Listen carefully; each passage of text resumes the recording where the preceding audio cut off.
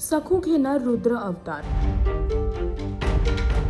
सखा माझा पांडुरंग या मालिकेमध्ये आता सखूच्या घरी गोंधळ आहे आणि त्यासाठीच आता नागोजीने सखूला त्याच्याकडे बोलवलं आहे. गोंधळ आहे ना तुमच्या घरी आज. आणि एवढंच नाही, त्याच्याकडे बोलवून तिला त्रास देताना दिसतोय आणि तिच्या हातात जळता अंगारा ठेवून तिला त्यावरती तांडव करायला सांगितलं आहे. हातात जळता अंगारा घेऊन तिला नाचायला सांगितलं आहे. सखू तेव्हा नाचायला लागते कारण की नागोजीच्या समोर तिला दुसरा कुठला पर्याय दिसत नाही. तू यो निखारा नाचवायचा जिंगरुबा मोर.